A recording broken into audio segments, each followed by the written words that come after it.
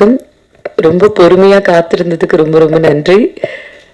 என்னுடைய பத்திரிகை நண்பர்கள் அனைவரையுமே ரொம்ப நாள் கழிச்சு சந்திக்கிறேன். ரொம்ப சந்தோஷமா இருக்கு. 2023ல இந்த சரஸ் அப்படிங்கிற படம் என்னை தேடி வந்தது. Thank you Siva sir for that. என்னுடைய நெருங்கிய தோழி வினயதா சிவகுமார் அவங்களுடைய தந்தை தான் சிவா சார். ஸோ இந்த கதையை பற்றி பேசும்போது நீலிமா கிட்ட கேட்டு பார்க்கலாம் அப்படின்ற ஒரு அப்ரோச்சில் என்னை வந்து கேட்டாங்க. சார் இந்த மாதிரி எல்வி பிரசாத் இதில் ஸ்டூடெண்ட்டாக இருந்தார், இப்போது ஷார்ட் ஃபிலிம் பண்ணியிருக்காரு. He wants to improvise his skills, அடுத்தடுத்த படங்கள் பண்ணணும் அப்படிங்கிறதுக்கு நிறைய ஷார்ட் ஃபிலிம்ஸ் பண்ணணும்னு நினைக்கிறாரு அப்படின்னு வந்து சொன்னாங்க. லைவ் ஆடியோ அப்படின்னாங்க. கதை கேட்கும்பொழுது ரொம்ப சுவாரஸ்யமாக இருந்தது. படிப்பு சார்ந்த ஒரு கதை அப்படிங்கிறதால உடனே எனக்கு எடுத்து இதை பண்ணணும் அப்படிங்கிற ஒரு எண்ணம் இருந்தது. அண்ட் ஒரு மீனவ பெண்ணா நடிக்கிறது அப்படிங்கிறது ரொம்ப புதுசாக இருந்தது எனக்கு. என் தோலுக்கும் அதுக்கும் ஒட்டாதே அப்படிங்கிற ஒரு ஃபீல் இருந்தது எங்க எல்லாருக்குமே. பட் தென் அது எல்லாத்தையுமே மாற்றி வேற ஒரு கலர் கொடுத்து ரொம்ப அழகாக பண்ணியிருந்தாங்க. Jude sir, thank you so much for that opportunity. எத்தனையோ திரைப்படங்கள், எத்தனையோ தொலைக்காட்சி தொடர்களில் நான் நடித்தாலும் இத்தனை இன்டர்நேஷ்னல் ஃபெஸ்டிவல்ஸ்க்கு என்னுடைய படம் போகிறதுங்கிறது ரொம்ப ரொம்ப பெருமையாக இருக்குது.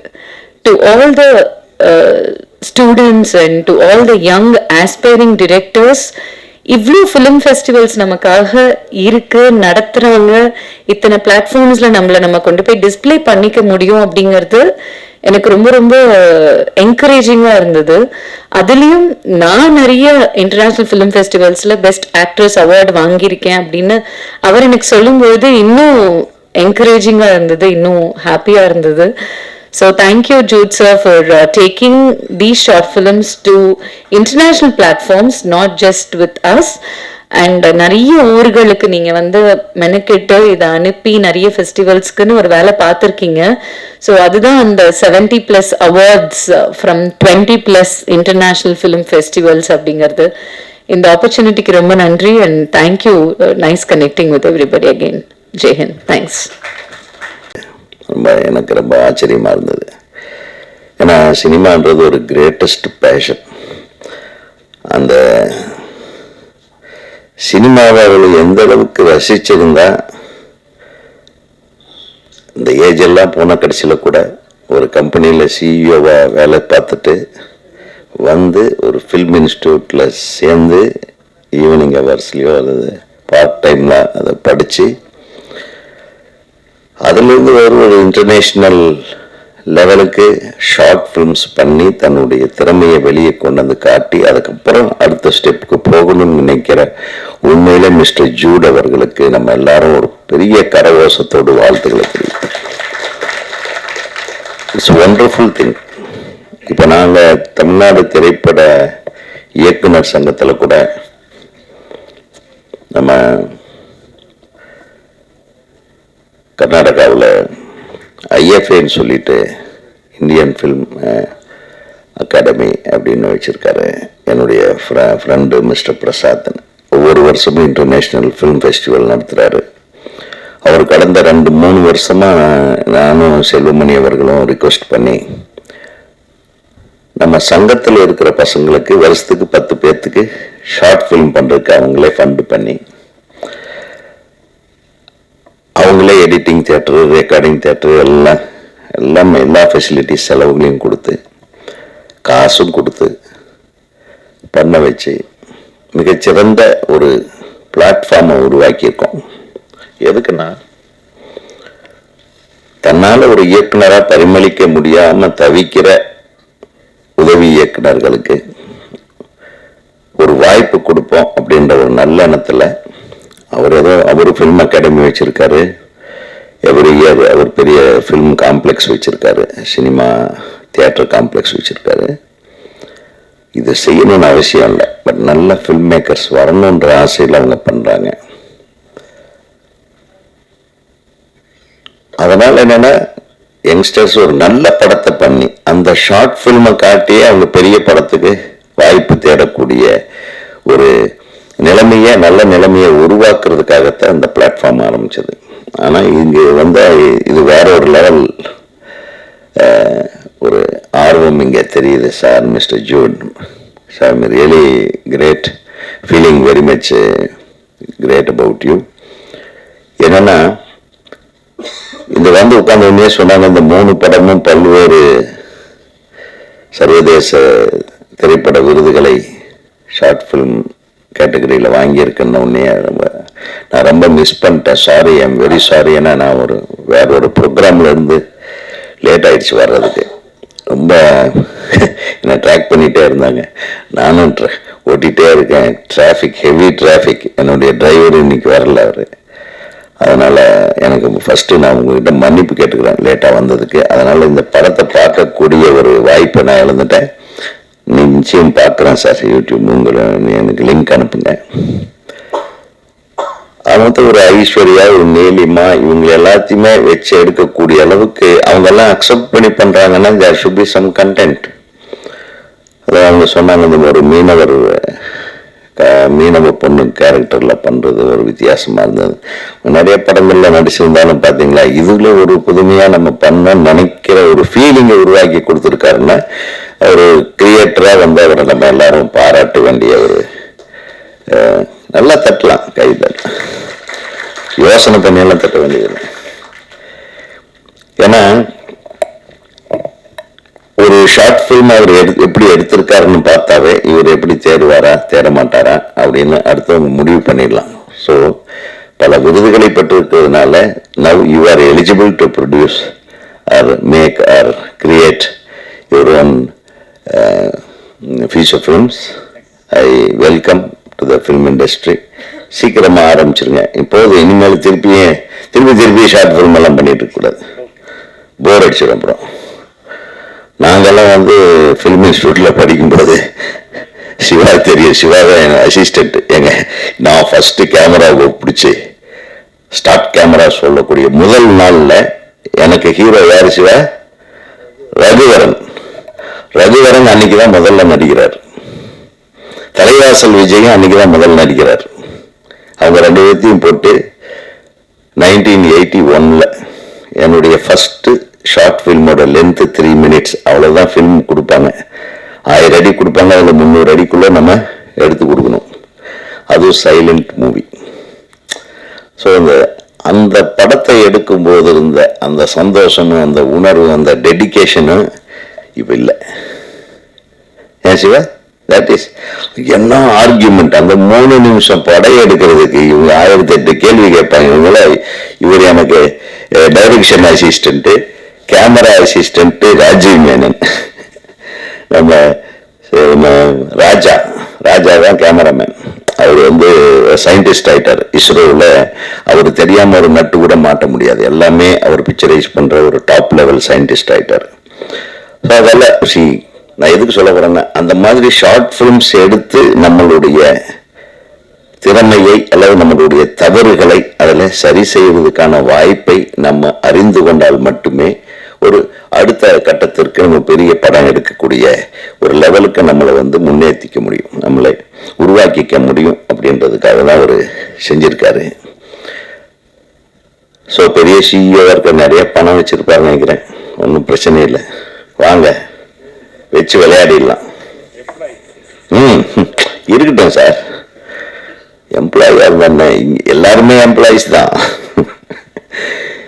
இங்கே சினிமாவுக்கு வந்தால் சில படங்கள்ல பெரிய லெவலில் முதலாளி, அதே முதலாளிக்கே சில டைம்ல தொழிலாளி ஆயிடுவாங்க. சினிமாவில் மட்டும்தான் அது நடக்கும். இன்றைக்கு வெற்றி கொடுப்பவன் நாளைக்கு வெற்றி இல்லாதவனாக இருப்பான். இன்றைக்கு தோல்வி அடைபவன் நாளைக்கு வெற்றி அடைபவனாக மாறுவான். அதுதான் cinema. It is there in every walk of life. ஒவ்வொருத்தருடைய வாழ்க்கையும் பல விஷயங்கள். அதாவது நம்ம சினிமா தொழிலும் இல்லை, வேற எந்த தொழில் எடுத்துக்கிட்டாலும் கொஞ்ச நாள் பிஸ்னஸ்ல அடிப்பட்டவன் வேற ஒரு பிஸ்னஸ்ல சக்சஸ் ஆகும், அந்த மாதிரி. ஆனா சினிமா துறையில மட்டும்தான் மற்ற எந்த துறையிலும் இல்லாத ஒரு மிகப்பெரிய சாட்டிஸ்ஃபேக்ஷன் ஒரு மனிதனுக்கு கிடைக்கும். ஏன்னா நம்ம என்ன நினைக்கிறோன்றத நம்ம எடுத்து நம்ம படைப்பாளியாகி அதை மற்றவங்களை காட்டி அதை அவங்க கைத்தட்டும் போது கிடைக்கிற நம்ம அந்த உணர்வு இருக்கு பாருங்க, அது வேற எந்த தொழில நீங்க எவ்வளவு கோடி சம்பாதிச்சாலும் கிடைக்காது. we are the creators. Next to Lord, நம்ம தான் உருவாக்குறோம். அதில் ஒரு கதாபாத்திரத்தை நம்ம எப்படி காட்டணும், எப்படி அதை கொண்டு வரணும், அது மாதிரி. ஸோ படைப்பாளிகள்ன்றது நான் அடிக்கடி சொல்லுவேன், நம்ம எடுத்த படங்கள் குறைவாக எண்ணிக்கையில், நான் எடுத்த படங்கள் குறைவாக இருந்தாலும் நான் சிருஷ்டித்த கதாபாத்திரங்கள் எல்லாம் நான் வாழ்ந்தவை. நான் வாழலன்னா அந்த கதாபாத்திரத்தை, அந்த சின்ன கவுண்டருடைய எஜமானாகட்டும், நான் நேரில் பார்த்து அதை உள்வாங்கி, அதை இப்படி நடந்தால் தான் நல்லாயிருக்கும், இந்த காஸ்டியூம் போட்டால் தான் நல்லாயிருக்கும், இப்படி ரியாக்ஷன் கொடுத்தா தான் நல்லாயிருக்கும், ஒவ்வொன்றையும் திங்க் பண்ணி எடுத்ததுனால இன்னைக்கு வரையிலும் நான் ஒரு 15 வருஷமா படம் பண்ணல. இன்னைக்கு வரையிலும் டைரக்டர் உதயகுமார்னு சொல்றாங்கன்னா அதுக்கு நம்மளுடைய படைப்புகள் தான் காரணம். அதனால நீங்க வாங்க, வயது என்பது ஒரு பெரிய இதே கிடையாது. I really appreciate you. உங்களுடைய ஆர்வத்தை எந்த வயசுலையும் காட்டலாம். நீங்க இந்த வயசுல காட்டிருக்கீங்கன்னா you deserve biggest success in the film industry also. இதுக்காக ஒரு கைத்தட்டி போகல. என்ன நானும் கைத்தட்டுறது கண்டென்ட் கொடுக்கவே மாட்டேன், தட்டவே மாட்டேன் இருக்காங்க இல்லையா? ஆக ஒரு மிகச்சிறந்த இந்த படைப்புகளுக்கு பிறகு சிவா, நீங்க கூட இருந்து உங்களுடைய நண்பராக இருக்கலாம், இருந்தாலும் உங்களுக்கு ஸ்டூடெண்ட் அவரு இல்லையா? ஒரு ஸ்டூடெண்ட்டை நீங்க அடுத்த கட்டத்துக்கு கொண்டு போக வேண்டிய ஒரு விழா தான் இது இல்லையா? நிச்சயமாக ஒரு நல்ல கமர்ஷியல் படம் எடுங்க. திருப்பி அவார்டு வாங்கிருக்குன்னு படம் எடுத்துட்டீங்கன்னா அவார்டு தான் கிடைக்கும். அப்புறம் அதுக்குன்னு அலையணும். சார், இந்த அவார்டு வாங்குற மாதிரி ஒரு கொடுமையான விஷயம் உலகத்திலே கிடையாது சார். அவார்டு வாங்கறதுக்கு படுற அவஸ்தை இருக்கு பாருங்க. அது எந்த மாதிரி எடுத்தா அவார்டு கிடைக்கும், எந்த மாதிரி கண்டென்ட் கொண்டு போனா அவார்டு கிடைக்கும், எங்கெங்கெல்லாம் யாரை பிடிச்சா அவார்டு கிடைக்கும். இதுக்கு பேசாம கமர்ஷியலா படம் எடுத்து போட்ட காசு திருப்பி எடுக்கிற வழியை பார்க்கறது பெட்டர்னு நினைக்கிறேன். நான் அதுக்காக நான் இதுக்கு வாங்கின அவார்டை குறை சொல்லலை. ஷார்ட் ஃபிலிம்ஸ்க்கு ஓகே, பெரிய படங்களை எடுத்துட்டு சார் அவார்டு வாங்குறதுக்காக எல்லாரும் கிளம்பிடுறாங்க சார் கையில பொட்டியோட. அந்த மாதிரிலாம் நடக்குது இந்த உலகத்தில். ஈவன் ஆஸ்கார் அவார்ட்லயே நிறைய பேர் அந்த மாதிரி பண்ணியிருக்காங்கன்றாங்க. அப்படின்னா பாருங்களேன். ஸோ அவார்டோட வேல்யூ என்னன்னா, இப்போவும் சொல்றேன் சார், இந்த படத்தை பார்த்து கைத்தட்டினாங்கல்ல, அவங்க கொடுக்குற அவார்டு தான் சார் மிகப்பெரிய அவார்டு. அதை விட மிஞ்சின அவார்டு வேறதும் கிடையாது.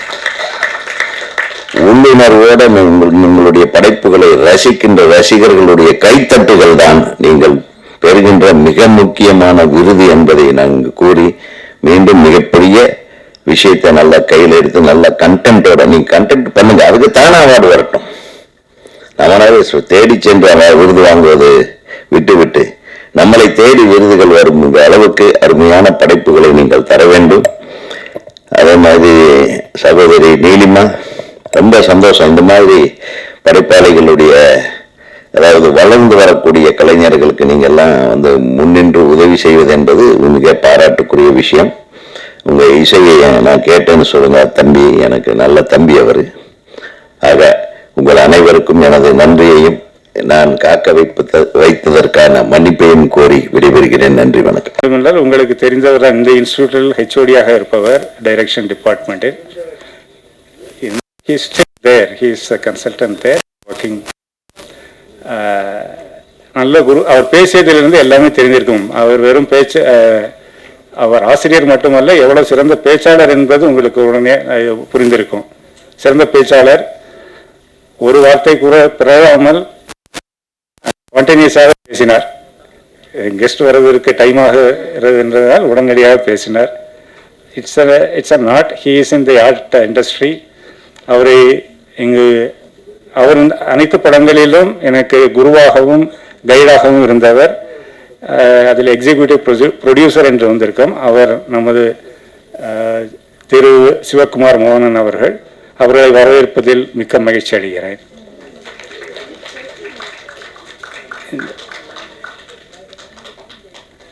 ஷஷ்டி ஃபெஸ்டிவல் முன்பே முடிந்து விட்டது.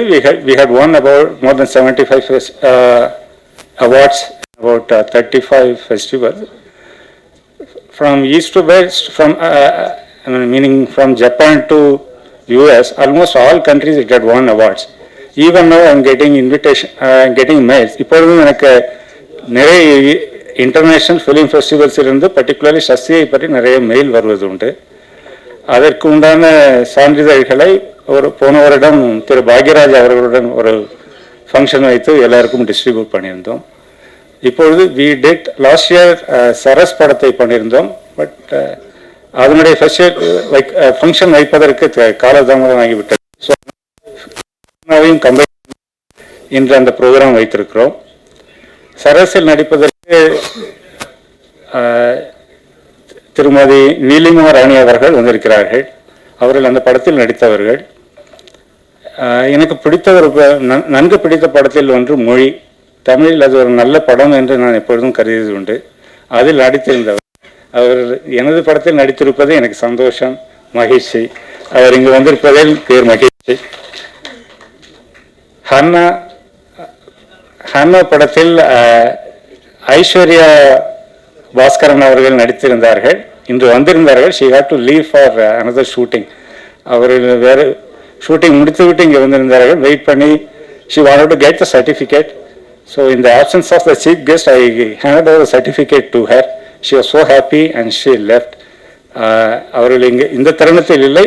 அவர்களுக்கு எனது நன்றியை தெரிவித்துக் கொள்கிறேன். இங்கு வந்திருக்கும் அனைத்து நண்பர்களுக்கும், மீடியா நண்பர்களுக்கும் எனது வணக்கம். I welcome you all for the program. We will immediately go for issuing certificate or sir நீங்க ஸ்பீச் நீங்க பேசிட்டு சர்டிஃபிகேட் கொடுக்கலாமா? சர்டிஃபிகேட் கொடுத்துட்டு பேசலாம். Film with live recording. No film in India is being done on live recording if I am not mistaken. ஏதாவது இருக்கா sir? இருக்கா? There have been few films. I think Lagan is one of them. Kamal Haasan அவர்கள் எடுத்திருக்கிறார் என்று கேள்விப்பட்டேன். It's very few. Only Hollywood films they make in with a live sound. It's very difficult. குறிப்பிட்டு சொல்ல வேண்டும் என்றால், முதல் படத்தில் நாங்கள் இந்த கவுன்சிலர் ஹவுஸ் பார்த்துருப்பீங்க. அந்த சீனில் அதுக்கு பக்கத்து ரூமில் கன்ஸ்ட்ரக்ஷன் நடந்துட்டுருக்கு. ஸோ இங்கே ஷூட்டிங் போயிட்டு இருக்கும்போது பக்கத்து காம்பவுண்டில் கன்ஸ்ட்ரக்ஷன் ஒர்க் நடந்துட்டுருக்கு. லைவ் ரெக்கார்டிங் பண்ணும்போது அவ்வளோ சவுண்டும் அதில் இருக்கும்.